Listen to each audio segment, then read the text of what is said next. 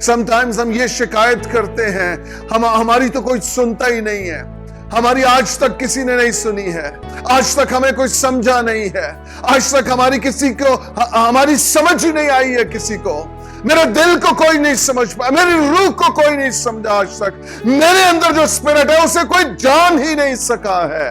मैं आपको बताऊं, कोई जाने या ना जाने, यीशु जानता है आपके अंदर क्या है, आपके रूह में क्या है, आपके दिल में क्या है, आपकी तबीयत में क्या है। हालेलुया।